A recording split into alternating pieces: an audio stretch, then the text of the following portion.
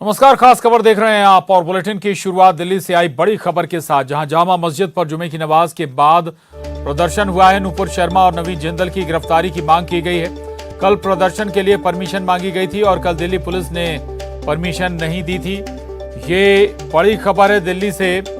जामा मस्जिद पर जुमे की नमाज के बाद जमकर प्रदर्शन हुआ है राजधानी दिल्ली में। आपको बता दें कि नूपुर शर्मा और नवीन जिंदल की गिरफ्तारी की मांग की गई है जुमे की नमाज के बाद।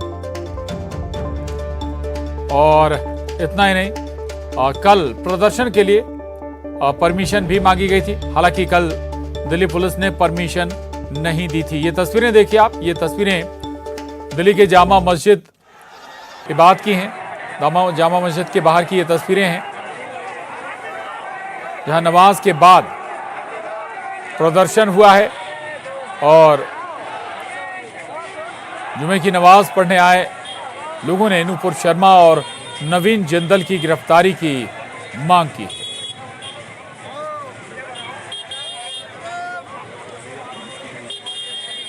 दरअसल नूपुर शर्मा और नवीन जिंदल के बयान को लेकर ये नाराजगी और इसी के मद्देनजर पार्टी ने, बीजेपी ने दोनों पर एक्शन भी लिया, क्योंकि जब दूसरे देशों की ओर से आपत्ति जताई गई उनके बयान को लेकर, तब इन दोनों के खिलाफ एक्शन भी लिया गया। निष्कासन और निलंबन की कार्रवाई भी हुई। हालांकि अब नूपुर शर्मा और नवीन जिंदल के बयान को लेकर दिल्ली में भी प्रदर्शन हुआ है।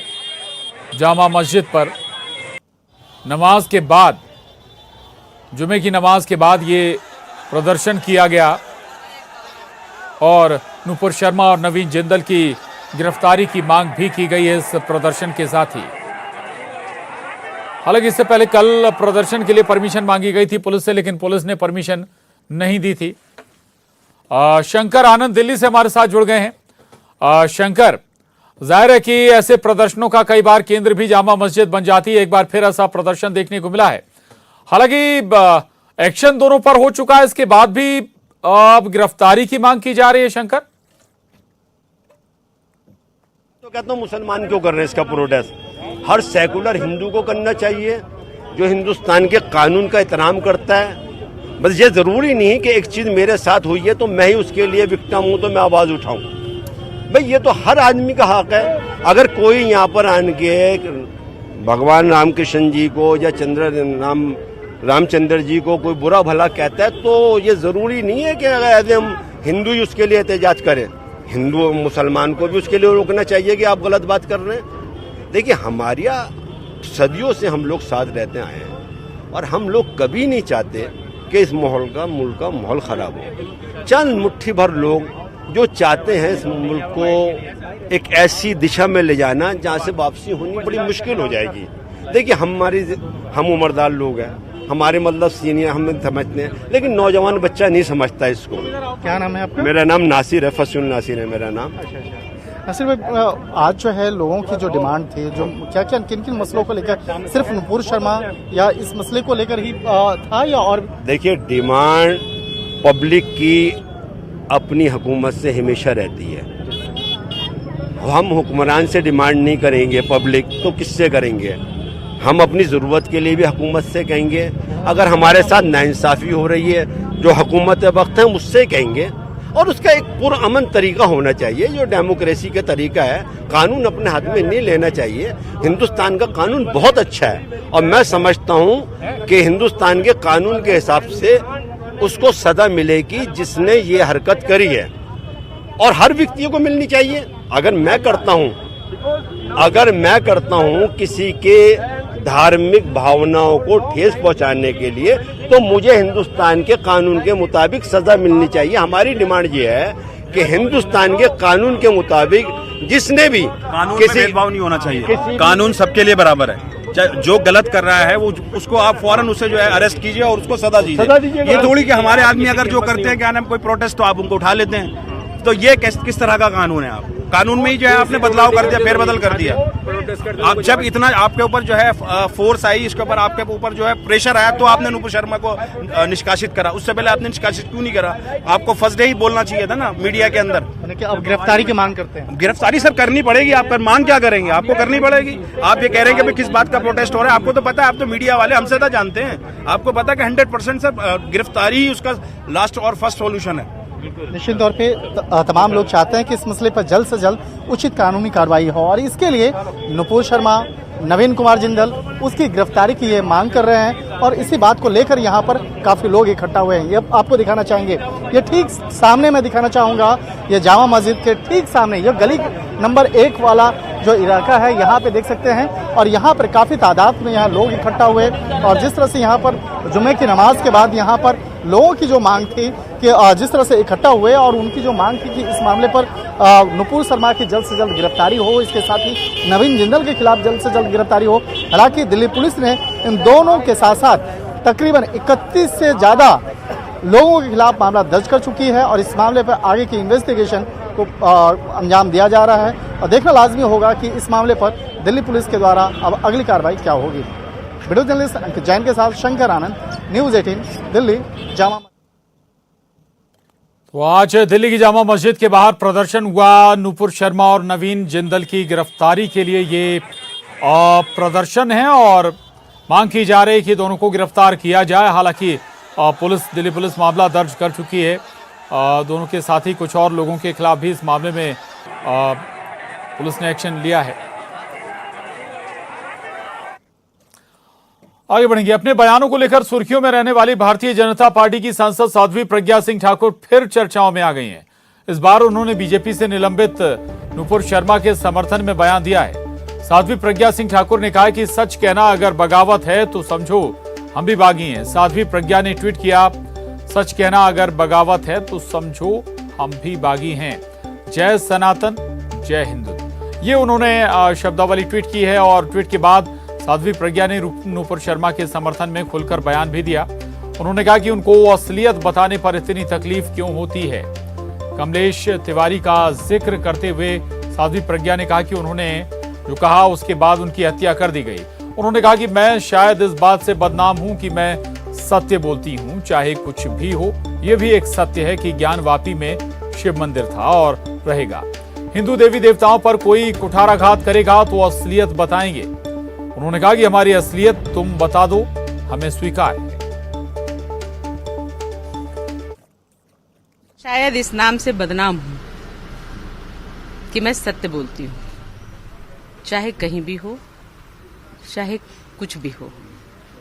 और ये भी एक सत्य है कि वहां शिव मंदिर था और है, रहेगा। उसको फव्वारा कहना गलत है। हमारे हिंदू मानदंड, हमारे हिंदू देवी देवता सनातन के मूल धर्म जो हैं, उन पर अगर कोई कुठाराघात करता है तो हम भी किसी की असलियत बताएंगे। और हमारी असलियत तुम बता दो, हमें स्वीकार है। लेकिन तुम्हारी असलियत हम बता रहे हैं तो क्यों तकलीफ है? इसका मतलब कहीं ना कहीं इतिहास गंदा है। इति शुभम। तो नुपुर को जो धमकी मिल रही है उस पर आप क्या कहेंगे? जो धमकी नुपुर को मिल रही है, देखो, हमेशा ये विधर्मियों ने ऐसा किया है। कमलेश तिवारी ने अगर कुछ कहा, उसमें इनको पीड़ा ही उसका कत्ल कर दिया, काट दिया उसको। अगर कोई और कहेगा तो धमकी। हमारे देवी देवताओं को ये फिल्म बनाते हैं, डायरेक्शन देते हैं, उसको डायरेक्ट करते हैं, इसको प्रोड्यूस करते हैं और फिल्म बनाते हैं और गालियां देते हैं। आज से नहीं, पूरा कम्युनिस्ट इतिहास है इनका। और पूरी तरह से ये लोग विधर्मी अपनी मानसिकता को प्रस्तुत करते हैं। ये भारत है, ये हिंदुओं का है और ये भारत है, यहाँ सनातन जिंदा रहेगा और रखना हम लोगों की जिम्मेदारी है। एमपी में आज से निकाय और पंचायत चुनाव के लिए बीजेपी का बूथ विजय संकल्प अभियान शुरू हो गया है। इस अभियान के तहत बीजेपी के कार्यकर्ता और नेता 65,000 से अधिक बूथों पर जाएंगे, बूथ विजय का संकल्प लेंगे। इस अभियान के तहत सीएम शिवराज भोपाल में वार्ड नंबर 47 पहुंचे, जहां कार्यकर्ताओं के साथ बातचीत की और निकाय चुनाव के लिए कार्यकर्ताओं के बीच कामों का बंटवारा किया। बीजेपी के बूथ विजय संकल्प अभियान के द्वारा लोगों में खासा उत्साह देखा गया। राजधानी भोपाल में मुस्लिम महिलाओं और बच्चों ने सीएम शिवराज का जोरदार स्वागत किया और उनमें फूल भी बरसाए। इस मौके पर सीएम शिवराज ने कहा कि बीजेपी के चुनाव प्रभार अभियान का आज से आगाज हो गया है। बीजेपी के कार्यकर्ताओं को अभी से ही अपने उम्मीदवारों को जिताने के लिए वो जुट गए हैं। वहीं सीएम ने कहा कि इस एमपी में डबल इंजन की सरकार में हर निकाय और वार्डों का विकास हुआ है। बीजेपी जनता के हित में काम करती है।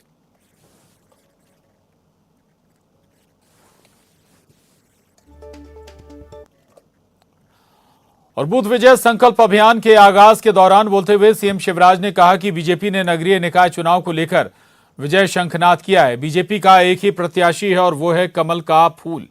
अभी हमने हमारे प्रत्याशी का ऐलान नहीं किया है, लेकिन हमने आज से प्रचार का आगाज किया है। कोई गरीब परिवार ऐसा नहीं जिनको सरकार की योजना का लाभ नहीं मिला है। सभी बूथ कार्यकर्ता आज से बूथ जिताने के लिए जुट गए हैं।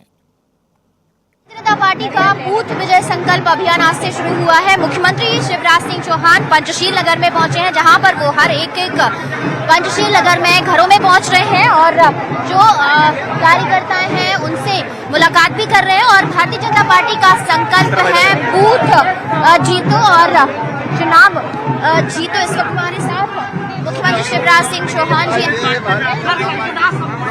आज से प्रचार का शंखनाद सर, आज हाँ शंखनाद हो गया। आप देख रहे हैं अपनी जनता से मिल रहे हैं कार्यकर्ता, घर घर पहुंच रहे हैं महिलाओं से और जो हर एक व्यक्ति से मुलाकात कर रहे हैं। हाँ घर घर जा रहे हैं। हमारे कार्यकर्ता भी आज जाएंगे। सर, बीजेपी का संकल्प है बूथ जीतो चुनाव जीतो। हाँ बूथ जीतेंगे तो चुनाव जीतेंगे। सर, 51% वोट परसेंटेज का टारगेट, आपको लगता है कि जनता इसी तरीके से आपको जनमत देगी और हमेशा प्रयास वही है हमारा भैया। बिल्कुल, भारतीय जनता पार्टी का प्रयास यही है कि जनता का जो मत है वो उनके साथ रहे, विश्वास उनके साथ रहे। और इसी के चलते आप देखेंगे कि हर एक के घर में पहुंच रहे हैं और बूथ विजय संकल्प के जो पोस्टर हैं, पैम्पलेट है, उनको हम लोगों तक दे रहे हैं। और इसी बात को लेकर जो जीत का जो विजय संकल्प है वो भी आज बूथ विजय संकल्प अभियान के साथ लिया जा रहा है। पूरा विश्वास है कि जनता का जो जनमत है वो भारतीय जनता पार्टी के साथ रहेगा। कैमरामैन अजय तंवर के साथ रंजना दुबे, न्यूज़ 18 भोपाल। और भोपाल में बीजेपी अध्यक्ष वी डी शर्मा ने कहा है कि बूथ का कार्यकर्ता ही भारतीय जनता पार्टी में चुनाव लड़ता है और जीतता है। सबका फोकस एक ही है, बूथ। हर बूथ पर विजय का संकल्प लें। भारतीय जनता पार्टी में कमल का फूल ही सबसे बड़ा प्रत्याशी है। कार्यकर्ता ही प्रत्याशी बनकर काम करता है। विकास का मुद्दा और सुशासन ही चुनाव का सबसे बड़ा मुद्दा है। हमारी कार्यकर्ताओं में से ही कोई भी प्रत्याशी बनेगा, उसे पंचायत और निकाय चुनाव में जीत मिलेगी। वहीं कांग्रेस के प्रत्याशियों के घोषित होने पर वी डी शर्मा ने कहा कि जिनके पास कुछ ना हो वो कुछ भी कर सकते हैं। कई सीटों पर उनकी जमानत जब्त हुई थी। कार्यकर्ता बचे नहीं हैं तो किसी को भी प्रत्याशी घोषित कर रहे हैं। सीएम शिवराज सिंह चौहान ने कहा है कि आज से हमने संकल्प अभियान प्रचार की शुरुआत कर दी है। प्रत्याशी घोषित नहीं किए अभी फिलहाल, लेकिन जो विजय का संकल्प है, प्रचार है, वो आज से शुरू हो गया है। भारतीय जनता पार्टी में कमल का फूल ही सबसे बड़ा प्रत्याशी है। और मैंने कहा ना कि हम प्रत्याशी तो नाम मात्र के हम सब होते हैं, लेकिन Bharatiya Janata party cadre based organisation है, इसलिए कार्यकर्ता ही प्रत्याशी बनकर भूमिका निभाता है। इसलिए प्रत्याशी के साथ भारतीय जनता पार्टी के कार्यकर्ताओं की मेहनत, गरीब कल्याण की योजना, माननीय प्रधानमंत्री ने सेवा, सुशासन और गरीब कल्याण और विकास का जो मुद्दा है, यही इस चुनाव का सबसे बड़ा आधार है। और इन पर हम जमीन पर उतरे और भारतीय जनता पार्टी के कमल के फूल को विजय बनाने का अभियान हमने शुरू कर दिया। सर, कांग्रेस ने तो अपने जो प्रत्याशी हैं वो घोषित कर दिया है महापौर पद के। आप बीजेपी कब तक घोषित करेगी? देखिए रंजना जी, जिनके पास कुछ नहीं होता वो कुछ भी कर सकते हैं। हम कभी किसी को कमजोर नहीं मानते सैद्धांतिक तौर पर, लेकिन जिनके 298 सीटों पर जमानतें जब्त हो गई हो, जिनकी लीडरशिप अप्रासंगिक हो गई हो, कार्यकर्ता बचे नहीं हो, तो प्रत्याशी कभी भी घोषित कर दें। जो विधायक जीते उनको घोषित करे फिर रहे हैं।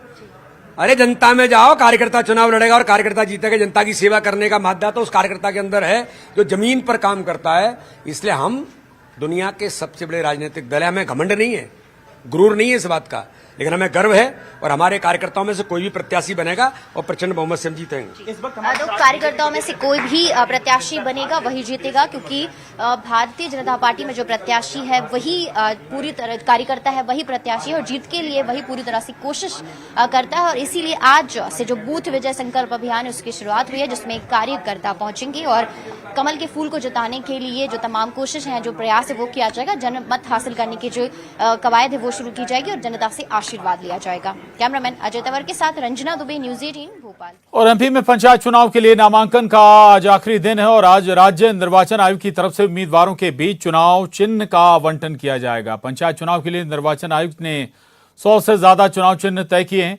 जिसमें लेडी पर्स, फ्रॉक, ढोलक और हारमोनियम भी शामिल हैं।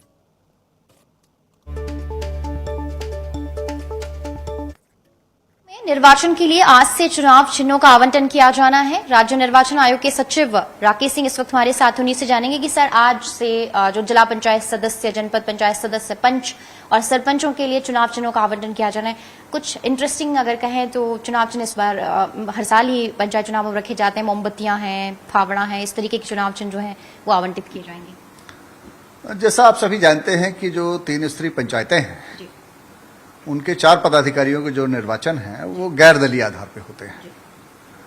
आज नाम वापसी का अंतिम दिन है जो 10 जून है और इसके पश्चात जैसे ही नाम वापसी खत्म होगी, समाप्त होगी प्रक्रिया, समस्त ऐसे पात्र अभ्यर्थियों को जिनके फॉर्म सही हैं उनको आज निर्वाचन प्रतीक चिन्हों का आवंटन रिटर्निंग ऑफिसरों के द्वारा किया जाएगा। पंच स्तर पर, सरपंच, जनपद सदस्य और जिला पंचायत स्तर पर।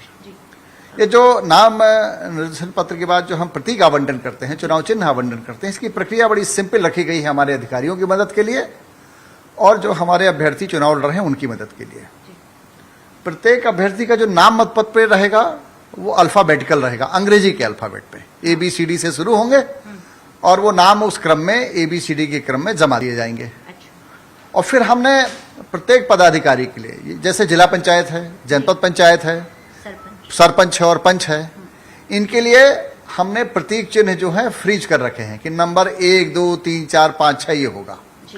तो जो हमारा सदस्य या जो हमारा कैंडिडेट या अभ्यर्थी 1 नंबर पे है मतपत्र पे, उनको 1 नंबर का चिन्ह मिल जाएगा, उनको 2 नंबर का मिल जाएगा। जो चुनाव चिन्ह है अगर इससे समझाने की कोशिश करी जाए, जैसे जिला पंचायत जैसे आप देखेंगे फॉर एग्जाम्पल कि तीर कमान, 2 पत्तियां, ऊता, सूरज, इस तरह से अगर है चुनाव चिन्ह है तो इसी क्रम में उनको आवंटित होते चले जाएंगे। नियमों में कैंडिडेट है, प्रत्याशी है, ये उसी क्रम में उनको आवंटित होते चले जाएंगे। इसी क्रम में फिर जनपद सदस्यों के भी बने हैं। फिर इसी क्रम में हमने सरपंच साहब लोगों के लिए बनाया है और पंच के लिए भी इसी क्रम में हमने चुनाव चिन्ह बनाए हैं। तो अल्फाबेट ऑर्डर में उनके मतपत्र का क्रम बन जाएगा और इस क्रम में उनको चुनाव चिन्ह 1, 2, 3, 4, 5, 6 आवंटित हो जाएंगे। ये क्रम बड़ा सिंपल रखा है हमने। ये जरूर है कि एक तरह का चुनाव चिन्ह दूसरे में नहीं है और अगर कहीं जो चुनाव चिन्ह की सूची हमने जिलों को दी है उससे ज्यादा कैंडिडेट आ जाते हैं जिसकी संभावनाएं यदा कदा कहीं कहीं होती है, तो हमने कुछ मुक्त चुनाव चिन्ह भी रखे हैं, उसमें से वो लोग आवंटित कर देते हैं। कैमरामैन अजय तंवर के साथ रंजना दुबे, न्यूज़ 18 भोपाल। और खबर भोपाल से है जहां फंदा पंचायत में लोगों ने जनपद सदस्य का निर्वाचन अनोखे तरीके से किया। यहां बजरंग बली को साक्षी मानकर लोगों ने जनपद सदस्य का चुनाव किया। बताया जाता है कि फंदा पंचायत के वार्ड नंबर 12 से जनपद सदस्य के चुनाव के लिए 3 उम्मीदवारों ने नामांकन दाखिल किया था और नाम वापसी के आखिरी दिन आज तीनों के नाम की पर्ची हनुमान मंदिर में रखी गई, जिसमें लाल सिंह गुर्जर की पर्ची निकली और दूसरे दोनों की उम्मीदवारों की सहमति से जनपद सदस्य चुन लिया गया।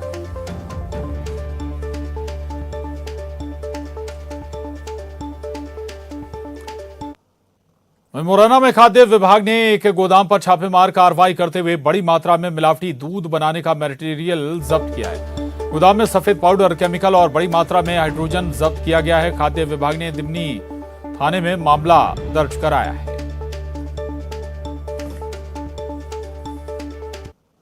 पुलिस के साथ में हम लोगों ने छापामार कार्रवाई की, जिसके अंतर्गत 55 कट्टे मालपुर डेक्स्ट्रम पाउडर और 8 केने वाली हाइड्रोजन पेरोक्साइड और 1 बाल्टी आयरन केमिकल की पाई गई है।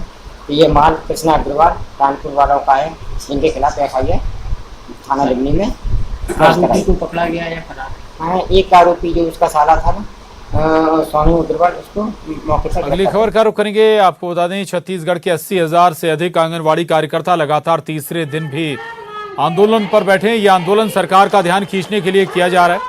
6 सूत्रीय मांगों को लेकर आंगनवाड़ी कार्यकर्ता धरने पर हैं। गुरुवार 10 बजे से लगातार इनका ये धरना चल रहा है। मैदान में डटे हुए हैं धरना स्थल पर और रात में धरना स्थल पर ही उन्होंने गुजारी। कार्यकर्ता अब आर पार की लड़ाई के मूड में नजर आ रहे हैं। इससे पहले कई बार आंदोलन इनके जरिए किया गया। उधर कोंडागांव में एक अनूठी शादी हुई। यहां एक ही मंडप में दूल्हे ने 2 दुल्हनों के साथ 7 फेरे लिए। इतना ही नहीं, दोनों दुल्हनों की गोद में बच्चे भी थे और खास बात यह कि इस शादी के लिए दोनों दुल्हनों की रजामंदी भी थी। मामला केशकाल के ग्राम उमला का है। यहां दूल्हा शादी से पहले ही 2 बच्चों का बाप बन गया है। बताया जा रहा है कि सगाई के बाद लड़की और लड़का साथ रह रहे थे।